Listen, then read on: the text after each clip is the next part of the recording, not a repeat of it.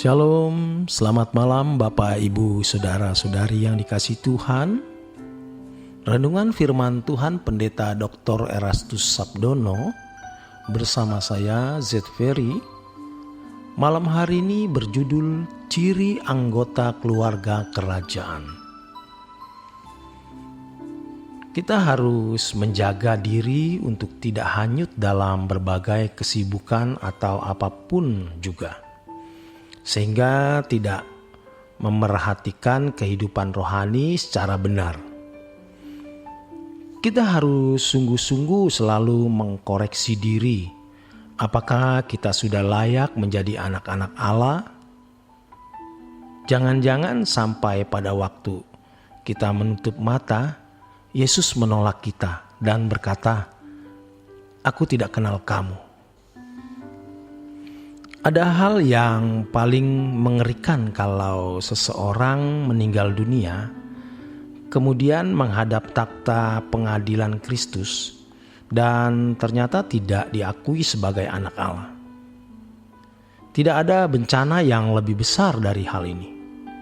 Ini adalah kengerian yang tiada tara. Sebab kalau seseorang tidak diakui sebagai anak Allah, berarti dia terpisah dari hadirat Allah selama-lamanya.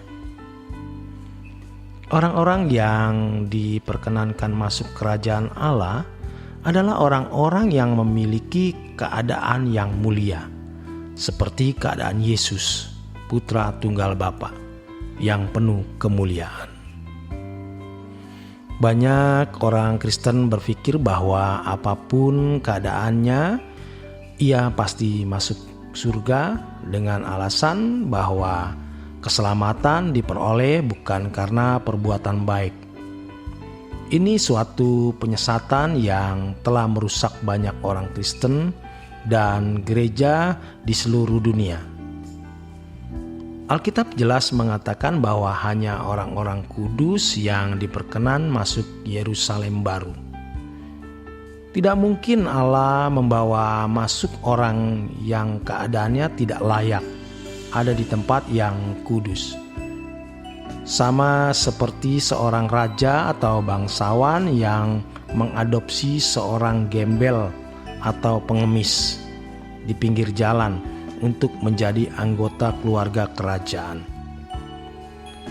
Keluarga kerajaan harus terlebih dahulu mengubah pola hidup gembel tersebut agar dapat hidup dalam keagungan sebagai anggota keluarga kerajaan.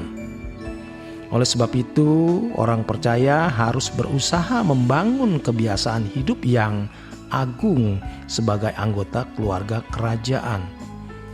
Doa Bapa Kami adalah format kehidupan yang dapat membentuk atau mengubah hidup seseorang dari seorang manusia yang berkodrat dosa menjadi manusia yang berkodrat ilahi.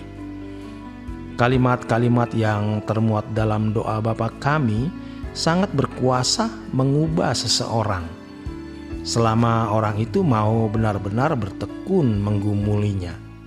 Dengan demikian, doa Bapa Kami adalah format kehidupan yang mempersiapkan seseorang menjadi anggota keluarga kerajaan Allah yang mulia. Dari format kehidupan yang terhormat di dalam doa Bapa Kami tersebut, seseorang dapat memiliki ciri-ciri sebagai anggota keluarga kerajaan. Ciri-ciri tersebut antara lain: yang pertama, kehidupan yang tidak bercacat dan tidak bercelah. Hal ini berat dan sukar dicapai, tetapi ini hal yang paling penting. Hanya orang yang hidup tidak bercacat dan tidak bercelah yang layak masuk ke dalam persekutuan dengan Allah, Bapa dan Tuhan Yesus di dalam kerajaannya.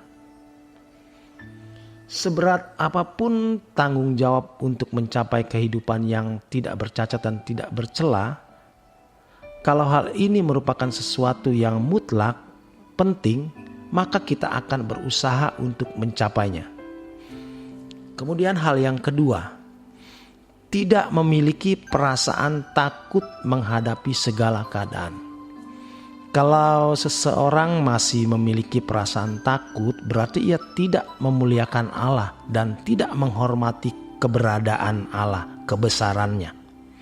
Hal ini memang tidak mudah, tapi kita tidak boleh takut menghadapi apapun. Karena kalau kita takut menghadapi sesuatu, berarti kita mengecilkan Allah, Bapa kita. Tidak mudah untuk memiliki perasaan tidak takut menghadapi apapun. Tetapi kalau kita percaya kebesaran Allah dan kita menghormati Dia, kita dapat menghalau semua perasaan takut itu. Harus diingat bahwa perasaan takut terhadap sesuatu yang tidak patut kita takuti berarti mengecilkan Allah Bapa. Bagaimana kita bisa berkata, "Dipermuliakanlah namamu," kalau kita masih hidup dalam ketakutan? Kemudian hal yang ketiga, tidak memandang dunia sebagai keindahan. Betapa miskinnya kita kalau masih memandang dunia itu indah dan mengharapkan kebahagiaan daripadanya. Keindahan dunia tidak ada artinya dibanding kemuliaan kerajaan surga yang akan diwariskan kepada Yesus dan semua orang percaya yang serupa dengan Dia. Betapa sulitnya melepaskan diri dari keterikatan dunia. Tetapi demi kerajaan surga, kita harus melepaskan dengan sukacita. Seseorang tidak akan memperoleh kerajaan surga tanpa melepaskan diri terhadap percintaan terhadap dunia. Orang yang masih memandang dunia ini indah seperti kacamata anak dunia, tidak akan pernah dapat mengerti firman Tuhan. Kemudian hal yang keempat, berjuang tanpa batas untuk pekerjaan Bapa. Anak-anak Allah adalah orang yang membela pekerjaan Bapa tanpa batas. Orang-orang seperti ini tidak perlu ditantang untuk memberi persembahan bagi Tuhan dan melayani Dia. Sebaliknya, ia sendiri yang akan menyodorkan dirinya untuk dapat mengambil bagian dalam pelayanan pekerjaan Tuhan. Inilah ciri dari pangeran kerajaan Allah yang benar. Akhirnya hal yang kelima, tidak takut menghadapi kematian. Sebenarnya orang yang takut menghadapi kematian berarti tidak percaya secara penuh kepada Allah. Kalau seseorang percaya penuh kepada Allah, baginya kematian adalah kenikmatan dan kebahagiaan yang ditunggu. Karena kematian adalah jembatan emas untuk menuju kepada kehidupan yang sempurna, yang jauh lebih baik. Kematian adalah momentum transisi dari kehidupan fana kepada kehidupan dalam keabadian, di mana orang percaya dapat bertemu dengan Yesus muka dengan muka. Demikian kebenaran firman Tuhan. Selamat malam, selamat beristirahat. Tuhan memberkati.